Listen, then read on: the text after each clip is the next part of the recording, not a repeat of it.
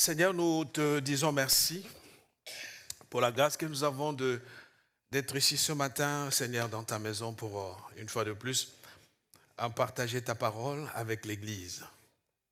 C'est une bénédiction d'être ensemble, assis autour de toi et de ta parole, c'est vrai.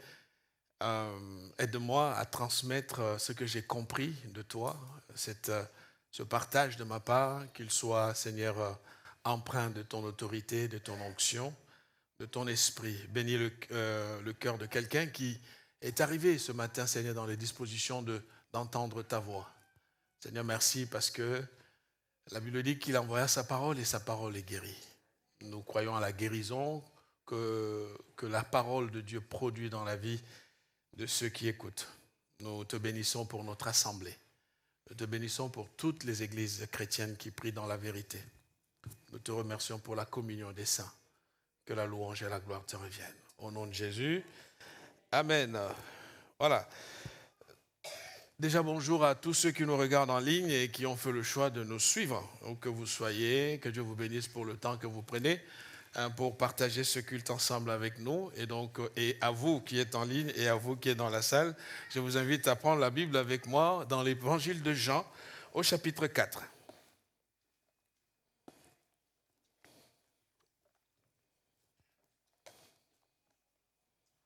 Nous sommes au chapitre 4 de l'évangile de Jean. Et nous allons lire, c'est la suite de ce que j'ai commencé il y a 2 semaines. Nous allons lire les versets 10 à 19. Et à cette deuxième intervention, je l'ai intitulée « Au-delà des apparences ». Au-delà des apparences. Et c'est ce que je crois que la parole de Dieu nous invite à aller au-delà des apparences. Et donc c'est Jean chapitre 4, versets 10 à 19. Je fais la lecture. Jésus lui répondit, « Si tu connaissais le don de Dieu, et qui est celui qui te dit, donne-moi à boire, tu lui aurais toi-même demandé à boire, et il t'aurait donné de l'eau vive. » Seigneur, lui dit la femme, « Tu n'as rien pour puiser, et le puits est profond, d'où aurais-tu donc cette eau vive ? Es-tu plus grand que notre père Jacob, qui nous a donné ce puits et qui en a bu lui-même, ainsi que ses fils et ses troupeaux ?» Jésus lui répondit, « Quiconque boit de cette eau aura encore soif. Mais celui qui boira de l'eau que je lui donnerai n'aura jamais soif, et l'eau que je lui donnerai deviendra en lui une source d'eau vive qui jaillira jusque dans la vie éternelle. » La femme lui dit, « Seigneur, donne-moi cette eau, afin que je n'ai plus soif et que je ne vienne plus puiser ici. » « Va, lui dit Jésus, appelle ton mari et viens ici. » Notre version dit, « reviens. » La femme répondit, « Je n'ai point de mari. » Jésus lui dit, « Tu as eu raison de dire, je n'ai point de mari. Car tu as eu 5 maris, et celui que tu as maintenant n'est pas ton mari, et en cela tu as dit vrai. » « Seigneur, lui dit la femme, je vois que tu es prophète. » La fois passée, j'ai pris le temps de montrer, au travers de ce récit, de cette histoire, la nécessité, en tout cas pour nous chrétiens, de bâtir des ponts et non des barrières. Et nous avons vu ce qui s'est passé réellement dans les rapports entre les Samaritains et les Juifs. D'où venait le conflit et pourquoi ils en étaient arrivés à ce point de totale séparation où les uns ne fréquentaient pas les autres et les autres considéraient les uns comme tout simplement pas spirituels. Et donc, autour de certaines valeurs qu'ils avaient en commun, ils ont fini par se séparer, par que chacun vive là où il est. La vie est bien comme ça. Et on a vu toute la démarche, la volonté de Jésus d'aller rencontrer cette femme et comment il a travaillé durement pour vraiment donné la priorité à cette femme. Et quand Jésus arrive à ce puits, il engage la discussion avec cette femme. Et nous avons vu que ça n'était pas facile pour cette femme-là de vivre la vie qu'elle vivait, parce qu'elle était à midi, aux heures où il n'y avait personne, en tout cas il y avait moins de personnes pour ne pas être vue par les autres et probablement jugée à cause de sa vie brisée, de son parcours chaotique. Et Jésus était là, l'attendait pour lui donner sa chance. Et j'avais montré qu'au fait, même si les gens nous rejettent, ce qui est une bonne nouvelle en tout cas, c'est que Dieu, lui, nous accueille toujours. Et donc, aujourd'hui, je voudrais qu'on puisse vraiment aller au-delà des apparences. C'est ce que Jésus a fait, parce qu'il faut dépasser les étapes des préjugés. Si vous ne dépassez pas les étapes des préjugés, vous continuerez à créer des problèmes. Parce que la difficulté souvent, c'est que tout le monde croit avoir raison. Tout le monde croit être sur le droit chemin. Et très rapidement, dans les milieux spirituels chrétiens, quel que soit le nom, arrive rapidement cette forme d'orgueil qui s'installe, où on a l'impression d'être meilleur que l'autre. Et donc ça, c'est un piège dans lequel nous devons éviter de nous retrouver, parce que ce piège-là guette tout le monde, quel que soit notre arrière-plan, que l'on soit intellectuel, que l'on soit riche ou pauvre, c'est un piège qui guette tout le monde. L'évangile, frères et sœurs, n'est pas une somme de connaissances ou de quantité d'informations qui sont destinées à être emmagasinées. On peut le voir que dans l'échange entre Jésus et cette femme, tout le monde sortait des arguments.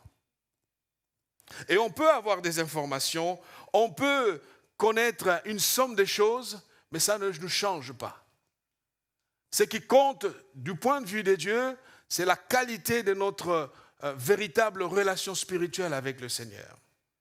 Alors, les églises sont parmi les endroits extrêmement dangereux où on retrouve des religieux qui sont là depuis un certain temps et dont l'impact réel en tant que chrétien n'est plus concret aujourd'hui dans la vie de tous les jours. Une solution aux problèmes que les gens rencontrent, c'est ça le but de l'évangile. L'évangile existe pour être la solution.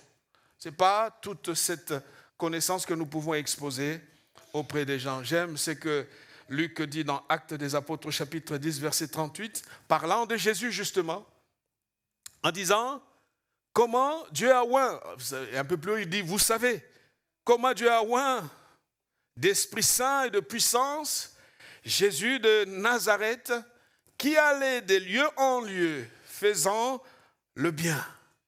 L'évangile est là pour être la solution aux problèmes des gens. Pas juste un exposé des principes de doctrine ou la revendication d'une certaine histoire. L'évangile est là pour être la solution aux problèmes que rencontrent les gens au quotidien. Il dit Jésus, allez de lieu en lieu, faisant le bien et guérissant tous ceux qui étaient sous l'oppression du diable. Frères et sœurs, si nous ouvrons nos yeux, nous verrons combien les gens sont liés, sont enchaînés, sont sous l'oppression du diable. Le diable qui travaille sans relâche, qui arrache la paix dans le cœur de celui-là, qui détruit le mariage de l'autre, qui plonge l'autre dans telle forme d'addiction. Et nous pouvons faire l'exposé de toute la doctrine que nous connaissons. Ce qui compte, c'est que les gens soient visités dans leur quotidien. Nous connaissons l'histoire de cet aveugle qui est guéri par Jésus après des très longues années. Et cette guérison va choquer, va énerver, et l'aveugle est convoqué par les chefs religieux. Parce que simplement, celui qui a fait le miracle n'était pas l'homme pour lequel on avait le plus de considération. Ça dérange. Et ce jeune homme, ce monsieur en tout cas, il avait plus de 30 quelques années déjà, est mis devant les responsables religieux pour s'expliquer sur comment a-t-il pu être guéri. Vous savez, on peut faire des débats de théologie, on peut faire des débats de notre mouvement, de notre confession, de notre église, de notre fédération. Dieu n'est pas derrière toutes ces choses. Les gens ont des problèmes, c'est leur préoccupation qui compte dans le cœur de Dieu. L'évangile, c'est la réalité. L'évangile, ce n'est pas juste des choses qu'on rencontre. Et cet homme finira par être agacé lui aussi. Il répond à ceux qui lui demandaient pourquoi il était guéri en disant, vous savez, si cet homme est pécheur, moi, je n'en sais rien. Tout ce que je sais, c'est qu'autrefois j'étais aveugle, mais maintenant je vois. Je peux vous parler de ce que j'ai vécu. Autrefois j'étais aveugle, mais maintenant je vois. Vous, avec vos débats, vous, avec vos connaissances, vous n'avez rien fait pour moi. Vous m'avez toujours vu venir ici. Lui, au moins, il a fait quelque chose dans ma vie. Parce que l'évangile, c'est faire du bien. Et Jésus a pris le temps de faire du bien à cette femme. Luc dit, faisant le bien en guérissant tous ceux qui étaient sous l'oppression du diable. Et Luc de préciser, car Dieu était avec lui. Vous savez, lorsque Dieu est avec vous, vous êtes appelés à faire du bien. À faire du bien. Et donc les débats sur la doctrine ne changeront rien. Le malade qui vient à l'église a besoin d'une solution. Le dépendant qui vient à l'église, qui pour dormir doit s'injecter des produits dans son corps, il a besoin d'une délivrance. Les débats, les préjugés ne sont pas la solution. Celui que l'on juge à cause de ce qu'il est ou de ce qu'il représente, on l'enferme, on le radicalise. Parce qu'on lui dit, tu n'es pas comme nous. Parfois dans l'église, il y a des gens qui arrivent et qui se sentent comme enfermés dans leur réalité. Pourquoi? Parce que certains de l'église sont qu'entre eux. Et l'autre qui tente de se frayer un petit chemin n'a pas un espace. Et au final, il va se dire, je m'en vais. Ici, ce n'est pas un endroit pour moi. Apprenons donc à aller au-delà des apparences. C'est très important. Les apparences sont trompeuses. Dépassons ces apparences et voyons la réalité du royaume des dieux. Alors pour cela, ce récit d'aujourd'hui nous amène à faire un zoom sur deux choses. Ce que Jésus dit à cette femme. Il y a d'abord le fait que tout le monde a besoin de l'eau vive. C'est ce que Jésus va utiliser. Alors, vous qui voulez avoir une méthode d'évangélisation, si vous voulez, vous qui voulez avoir une méthode de comment gagner une âme, nous avons ici le protocole. Amen. Nous avons ici le protocole que Jésus expose. J'ai vu des gens brandir des tracts. Crois au Seigneur Jésus, tu seras sauvé. Vous savez, ça a marché peut-être.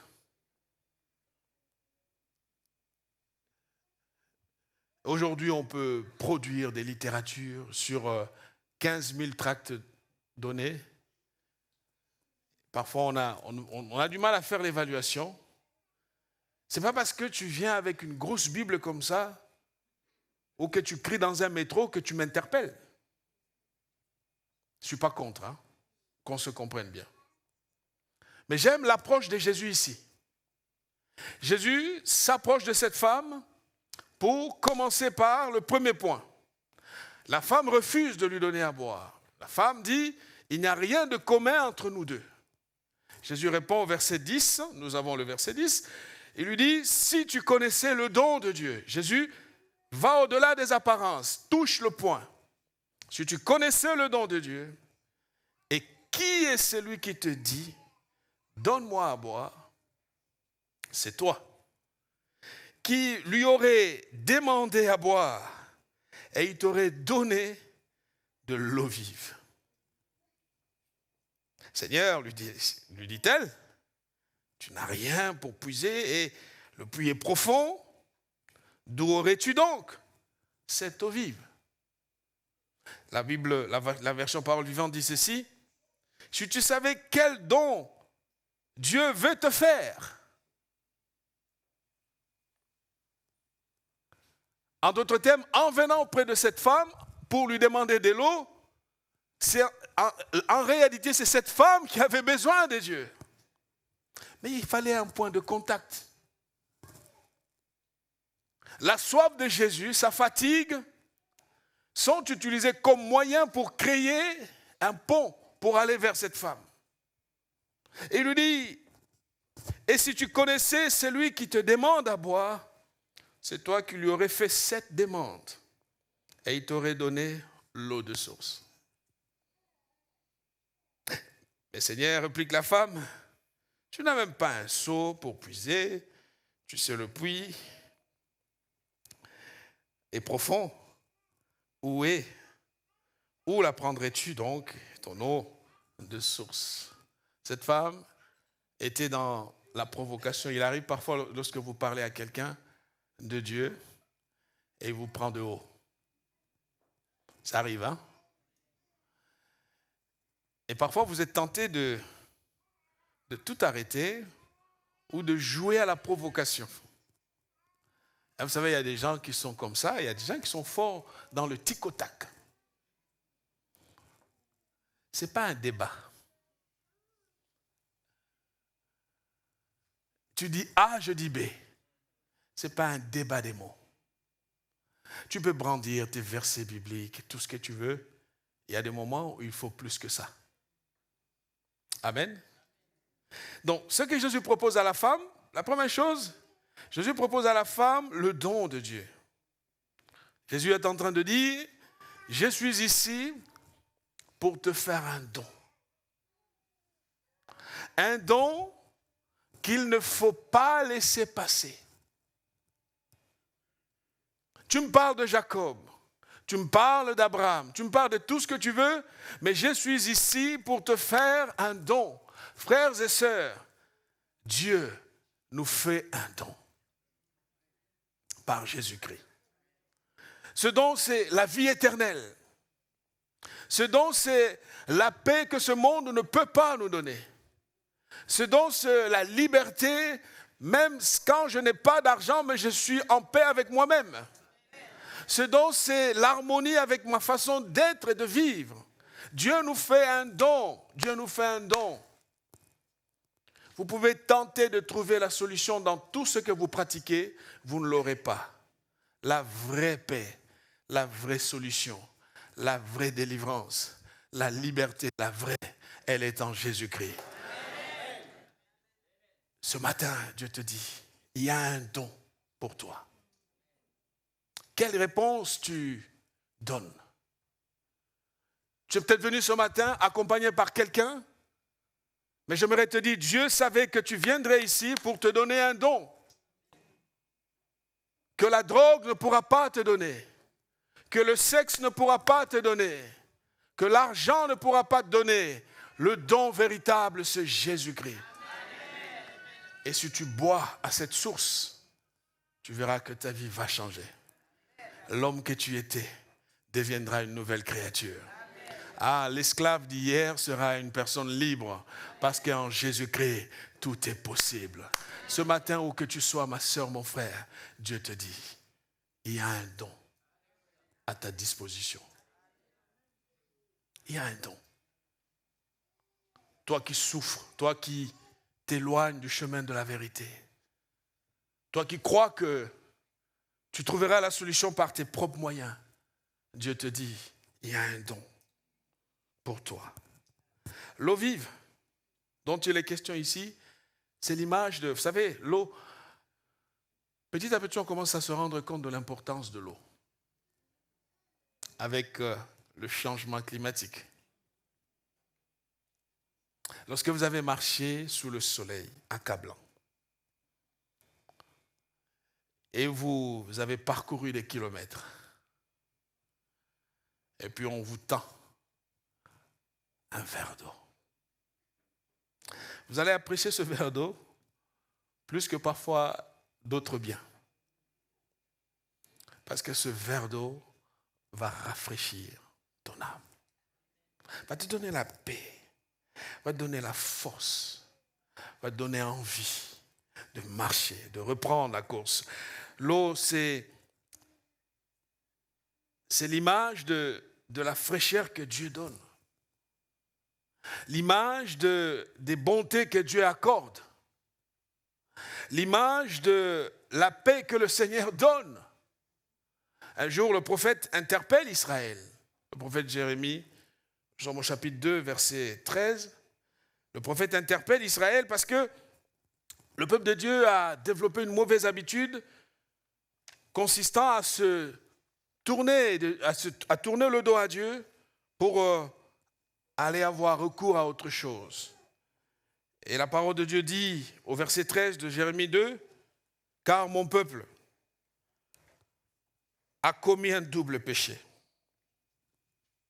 Ils m'ont abandonné, moi qui suis une source d'eau vive, pour se creuser des citernes trouées, des citernes crévassées qui ne retiennent pas l'eau.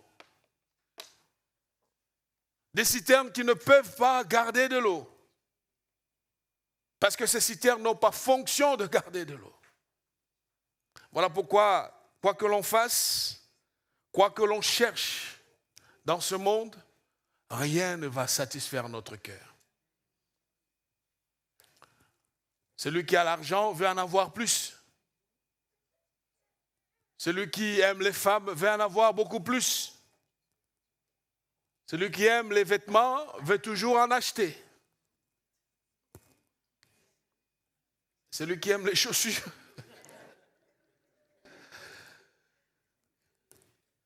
veut toujours en avoir. Parce que dans le cœur de l'homme, il y a une loi de l'insatisfaction permanente.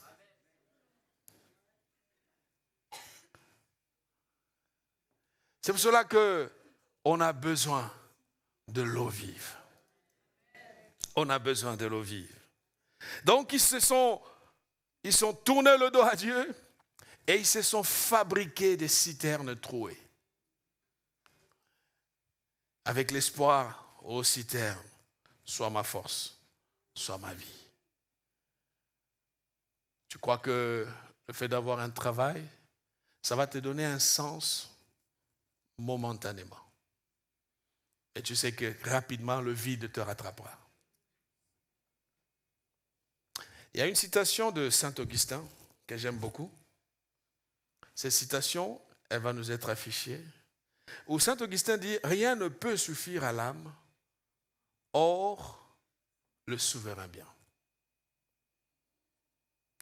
Rien ne peut satisfaire l'âme humaine si ce n'est la relation avec Dieu. Et il dit, le cœur humain, tant qu'il n'a pas fixé ses désirs sur l'éternité, ne peut jamais être stable. Et j'aime l'affirmation, la force de cette affirmation. Il dit, le cœur humain, tant qu'il n'a pas fixé ses désirs sur l'éternité, ne peut jamais être stable, mais plus mobile que la mobilité même. Voilà pourquoi vous avez des gens qui courent partout. On court et on ne se retrouve pas. On croit accumuler pour se sentir bien et on sent tout de suite qu'il y a un vide qui nous rattrape. On a cru que le jour où on aura un enfant, ça ira. On a cru que le jour où on aura telle maison, et puis on va voir qu'au fait la maison du voisin est la plus belle que la nôtre. On est allé voir le banquier pour faire un prêt, pour acheter sa voiture, et à peine on la ramène à la maison, on voit le voisin avec une plus belle voiture.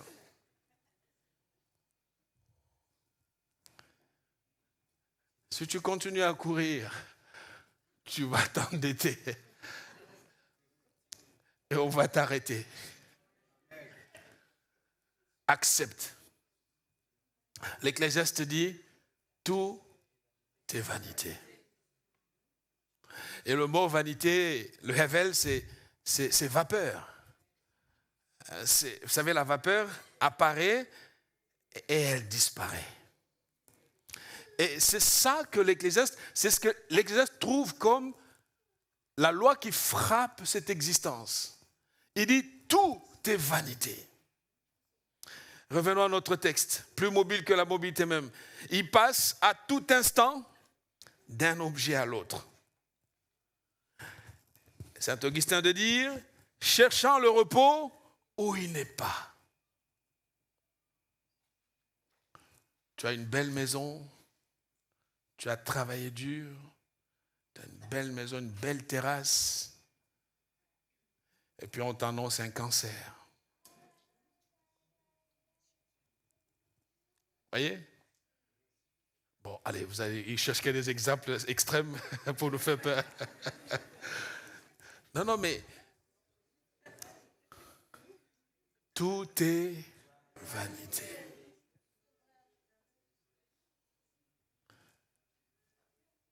Le temps de profiter, et non, tu ne peux même pas profiter. Il dit, cherchant le repos, il n'est pas. Non, ce n'est pas dans les choses fragiles et périssables qui captivent ses affections qu'il peut trouver le vrai repos. Frères et sœurs, le vrai repos n'est pas dans les choses que ce monde nous propose. Qu'on te donne un poste avec beaucoup d'argent, tu n'auras pas le repos. Tu vas te rendre compte qu'au fait, avant tu étais bien. Parce qu'on est dans un monde qui est comme ça. Tant que ce monde n'est pas encore racheté, renouvelé, recréé, la loi de la vanité, elle est là, elle s'applique à tout le monde, sans exception, à tout le monde. Il dit ça, pourquoi comme ça? Il dit sa dignité, et j'aime la réponse de saint Augustin, il dit sa dignité est trop haute, qu'aucun bien. S'il y a cette insatisfaction, parce que notre dignité est beaucoup plus supérieure qu'aucun bien autre que le souverain bien, que Dieu lui-même, que la relation à Dieu, que le choix de se reposer entre les mains de Dieu. De dire peut-être que je n'ai pas ça, mais Seigneur, tu me suffis. Les larmes me coulent, les choses me manquent, mais Dieu, tu es tout pour moi. Frères et sœurs, c'est un choix. On fait un choix de dire, Dieu, tu me suffis. Dieu, tu me suffis. Il n'y a que le souverain bien qui puisse répondre à quoi? À la noblesse de sa nature. En fait, j'aime comment il prend les choses. Dieu t'a fait de manière noble, que seule la relation à lui t'apportera la paix, te permettra d'être heureux, te permettra d'être heureuse. Et la femme essaye d'amener Jésus sur un débat secondaire. Mais es-tu plus grand que Jacob, notre père? Et oui, on a besoin de dire oui, Jésus est plus grand que Jacob. Parce qu'on ne compare pas le provisoire et le définitif. Jacob a fourni un puits, mais Jésus te donne l'eau vive. C'est pour ça qu'elle dit, mais si tu me montres comment avoir cette eau vive, je n'aurai plus besoin de revenir ici. Parce qu'elle savait que même en faisant ce qu'elle faisait, au fond d'elle, il y avait cette souffrance qui était là, qui était réelle. Arrêtons de nous appuyer sur des citernes de déception. Ce sont des citernes crévassées, trouées. Cet homme en qui tu mets ta confiance est une citerne crévassée. Cette femme que tu crois être la solution de ta vie, Si vous avez fait les choses dans le bon sens, Dieu merci. Mais si tu sais que c'est dans une position de péché, tu es en train de te créer une citerne crévassée. La déception répondra. Tu verras, tu seras déçu. Tu as besoin de venir à la source de la vie éternelle. Oui, Jésus est plus grand. Il est plus grand. Et cette femme va essayer de... Jésus reste concentré. Jésus reste concentré sur ce qu'il voulait faire avec cette femme. Parce que la mission pour laquelle il était là, c'était d'aider cette femme à retrouver la vie et à sortir de sa religion. Ma sœur, mon frère, sors de ta religion. Cherche Jésus. Sortons de la religion.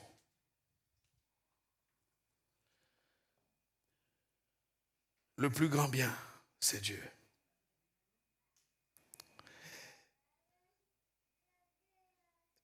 Vous savez, l'eau vive, ça rappelle la satisfaction et ça rappelle la transformation.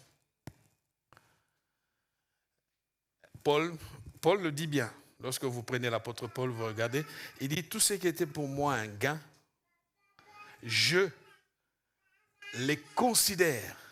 Suivez bien la façon dont le texte est écrit. Il ne dit pas qu'on m'a dit que. Non, je fais le choix de les considérer. C'est pas pour quelqu'un d'autre, ces choses sont utiles. Mais moi, je fais le choix de les considérer comme de la boue. Ça coûte. Ça coûte. Pourquoi? Parce qu'il a trouvé la satisfaction qu'il y a auprès de Jésus. Parce qu'il a trouvé la transformation de son être intérieur. Sans lequel, ces deux éléments, nous continuerons à courir et à faire le tour du monde. Et rien n'arrivera. Le prophète dit, Ésaïe 12, verset 3, « Vous puisez de l'eau avec allégresse aux sources du salut. » 49, verset 10, il dit, « Ils n'auront pas faim et ils n'auront pas soif. Le mirage et le soleil ne les feront pas souffrir, car celui qui a compassion d'eux sera leur guide. Et il les conduira vers de sources d'eau. » Quand on est en Christ, la paix revient. Dieu devient notre bonheur, même au milieu de la tempête. Il guide nos pas. Deuxième chose que Jésus va faire avec cette femme, c'est de la conduire à comprendre l'importance du prophétique. Au fait, si nous revenons à notre récit, nous allons voir, la femme n'a pas saisi ce que Jésus lui disait. Vous savez, soyons patients avec les gens qui ne comprennent pas tout de suite. Soyons patients.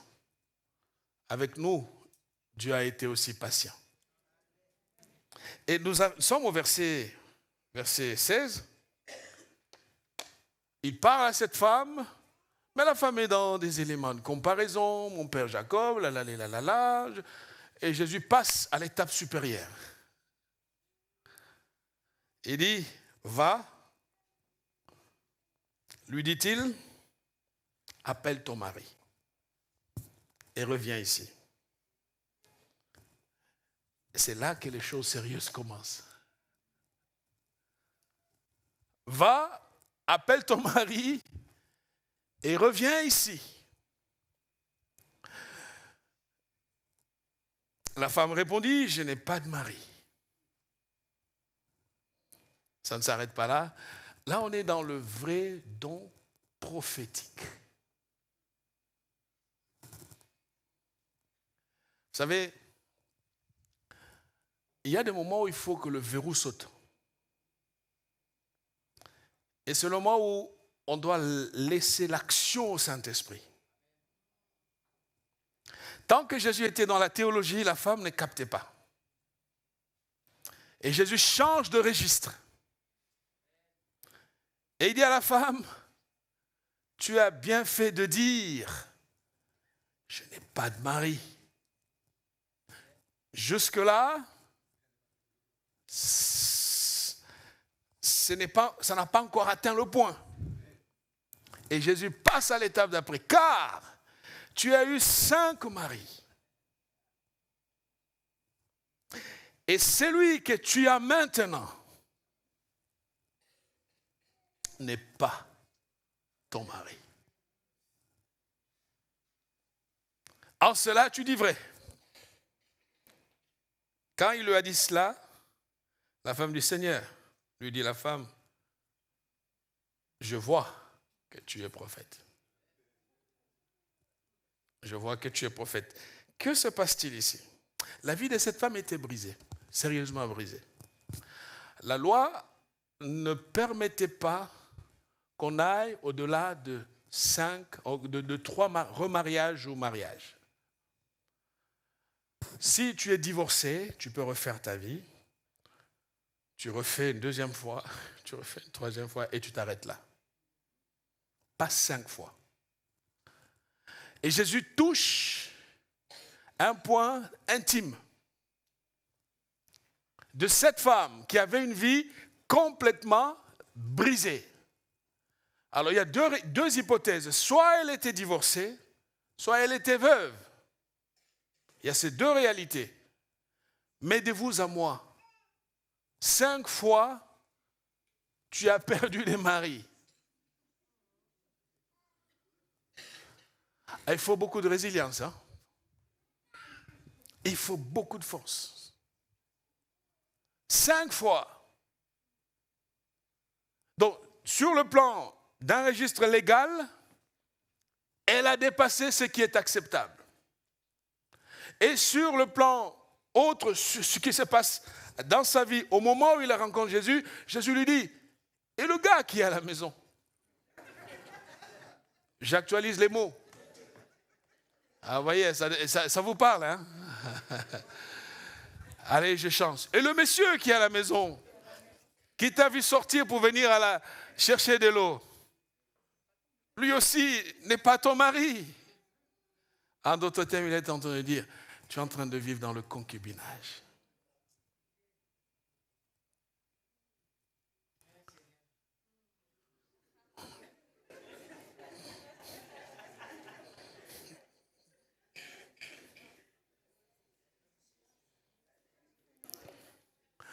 Mais ce que j'aime avec Jésus, c'est que Jésus est un prophète respectueux et attentionné. On a vu, il y a des gens qui donnent des prophéties. Alors, ce n'est pas un phénomène très souvent chez nous ici, dans nos communautés. Et tu vois, prophète, prophétise. Hein? Sur les réseaux sociaux, vous voyez ça. Ça devient un spectacle d'humiliation. Vous avez un type qui vous aime. Non, Jésus a pris le temps de parler avec cette femme. Vous savez, avoir un don spirituel n'est pas un passeport pour l'impolitesse. Où on se croit supérieur. Et aussi les dons spirituels dont il est question aussi, c'est des choses avec précision chirurgicale. Ce n'est pas juste des trucs d'ordre général. Jésus lui dit, je sais que tu t'es marié 5 fois. Mais j'ai fait le choix de boire de tes mains. Je sais que tu as un concubin à la maison. En d'autres, tu es impur, en d'autres termes. C'est pas ce que vous avez fait d'ailleurs avant de venir ici. Ça ne me regarde pas, mais toi, je veux que tu viennes à Dieu. Un appel pour qu'on régularise notre vie aussi. Si vous êtes là ce matin, vous vivez en concubinage, c'est un appel pour que vous reveniez sur le droit chemin. Parce que l'évangile vous concerne. La parole de Dieu vous aime. Le Dieu de la Bible veut que vous soyez à lui. Et Jésus procède calmement. Lorsque vous parlez avec... Vous savez, lorsqu'on veut gagner une âme, les vies des gens sont brisées. Hein? ne nous prenons pas pour des super saints. Parfois, on prêche à quelqu'un, mais on se sent soi-même repris dans sa conscience. Et soyons humbles. Que fait Jésus, si vous avez observé? Jésus félicite d'abord cette femme. Il crée les conditions d'acceptabilité de ce qui va suivre. Amen. Il dit, tu as dit vrai. Tu as dit vrai. Deuxièmement, il précise qu'il y a eu 5 remariages, ou 5 hommes déjà, plus le 6e qui... En fait, permettez-moi cette parenthèse. Si ta vie est bien, ne te moque pas des autres.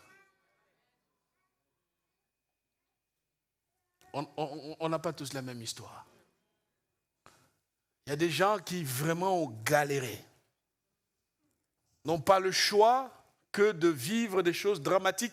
Et donc, si toi, tu sors de chez vous, vous êtes bien, on t'a chouchouté et tout, calme-toi. Respecte aussi la réalité des autres. Sois modeste.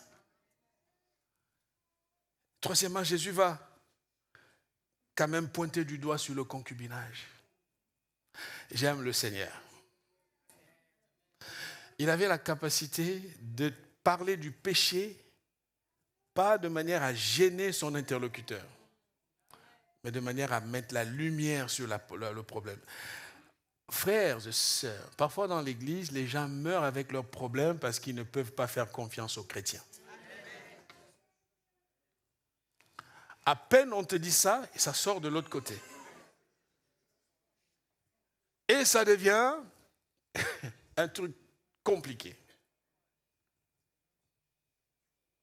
Est-ce que tu es une oreille de confiance? Est-ce qu'auprès de toi, on peut venir pleurer et repartir consolé? Toi-même, tu as la réponse à cette question. Je termine en rappelant qu'il faut le respect, il faut de la délicatesse, il faut de la méthode. C'est ce que Jésus va pratiquer ici en donnant ces 4 éléments que Paul va reprendre après, concernant la prophétie ou les dons spirituels.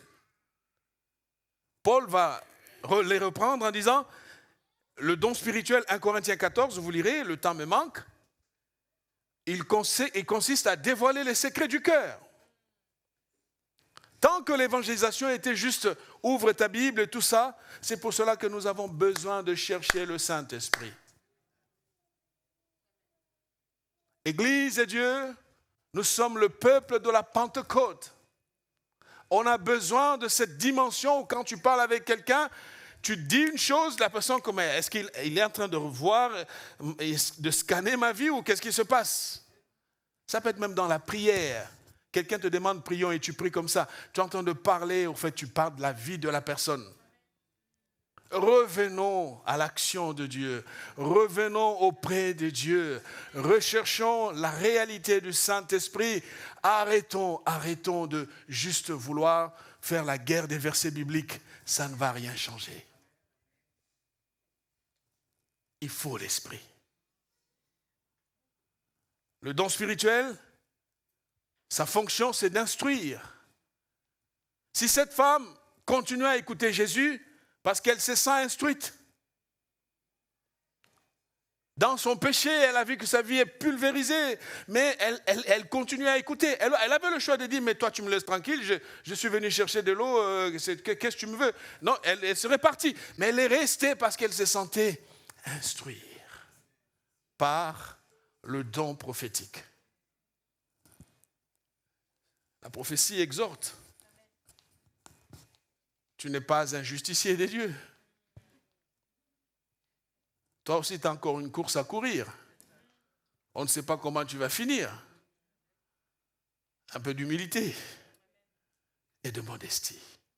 Je termine en disant que la prophétie, Paul dit, consiste à édifier. À édifier. Alors, quelle gloire retirer lorsque les gens sont humiliés par notre don spirituel. Ah, vous savez, je vais régler, je vais prophétiser, ils vont voir. Si le diable te tente avec tes idées, reste chez toi, ne viens même pas à l'église. Parce que tu vas être un élément, un instrument de Satan. Et Dieu va s'occuper de toi aussi à ton tour. Je termine en disant juste un récit. Un jour, nous étions dans notre église au Congo. Notre pasteur était devenu en tout cas très idolâtre des prophéties. L'église marchait par prophétie et tout. Et puis bon, les sœurs ne me chassaient pas. Hein. Et puis il y avait deux jeunes sœurs dans l'église là. Elles ont commencé à contrôler le pasteur par des prophéties. Nous, ça nous agaçait. Mais bon, tu ne peux rien faire, c'est le pasteur. On avait une veille de prière, on avait une veille de prière tous les vendredis soirs. Avant d'aller à la veille de prière, des amis sont venus me voir et on en a parlé. J'ai dit, non, ça, cette histoire-là, ça commence vraiment, c'est trop. Et puis on a dit, bon, le pasteur nous attend, on va aller à la veille de prière. On arrive, avant de commencer la veillée, j'ai une parole. Je n'étais pas en transe, hein. J'étais juste comme ça. Je dis, Dieu me dit de dire que tous ceux qui prophétisent par mensonge vont être dévoilés et ils seront sanctionnés. Les concernés étaient là, le pasteur, tout le monde. On commence à prier et puis la prière continuait. Ces deux filles ont voulu prophétiser. Toutes les deux au même moment sont tombées par terre. Sur la poitrine, il y avait comme une pression, elles s'étouffaient. Elles hurlaient de douleur. Et moi, j'étais là, je suis calme avec les amis, je regardais, j'avais peur du pasteur, j'ai dit, lui il va dire que j'ai jeté quelque chose sur ses filles. On les a amenées de là, dans la salle de prière, et elles ont reconnu qu'elles prophétisaient par mensonge. Donc on ne joue pas. Si Dieu te dit, dis-le. Si ça ne vient pas de lui, ça ne vient pas de lui. Que le Seigneur nous bénisse. Nous allons prier. Seigneur, merci pour ton amour, notre Père. Merci pour ce matin. Nos cœurs sont à toi, vraiment à toi pour toujours. Donne-nous d'être comme cette femme qui a entendu les choses difficiles, mais elle s'est laissée conduire, même si son intimité était dévoilée et qu'elle cherchait, Seigneur, à raccourcir l'échange. Te remercions parce que auprès de toi se trouve la source d'eau vive. Tu es cette eau vive, Seigneur, et nous avons soif de toi. Viens ce matin, Seigneur. J'aimerais prier avec quelqu'un, si tu es là dans l'église, et que tu sens qu'au fond de toi, il y a un grand vide. Parce que tu cours et tu cherches, mais tu ne trouves pas. Et si tu es aussi dépendant d'une situation, de quelque chose, là où tu es, on ne sait pas de quoi il s'agit, je ne donnerai pas de prophéties, lève-toi simplement. On va prier pour toi. Alléluia. Merci, merci. Alléluia. Là où tu es, lève-toi. Merci, merci. Oui, lève-toi là où tu es. Alléluia. Lève-toi là où tu es. Ce matin, ne laisse pas passer la grâce de Dieu. Viens à la source d'eau vive. Viens à la source d'eau vive, le roi de gloire te donnera la liberté. Ce matin, Dieu a envoyé cette parole pour toi, pour ta vie, pour les combats que tu traverses. Le Seigneur te voit. Tu dois remettre les choses dans l'ordre. Et tu dois laisser tout ce qui déshonore ton Seigneur. Alléluia. Sakarabasanta. Ikarabashinde. Pendant que tu es debout, je te demande de commencer à parler à Dieu avec tes propres mots. Tel que tu le ressens, mais parle. Dis quelque chose simplement. Dis les choses avec tes propres mots. Parle au roi des gloires. Parle à ces dieux fidèles. Il est ton Dieu. Il t'aime. Il ne t'a pas abandonné. Si tu reviens, lui te reçoit. Lui t'accueille. Il te restaure. Et il t'accorde la liberté. Alléluia. Mantala kaseterebo shandala mama masa. Daraba baba baba satakara bashindere. Indala bara bara bara basetere. Et on va chanter ce chant qui soit comme une prière pendant qu'on est debout. Pour ceux qui sont debout. Yala kaseterebo santara baba. J'ai l'assurance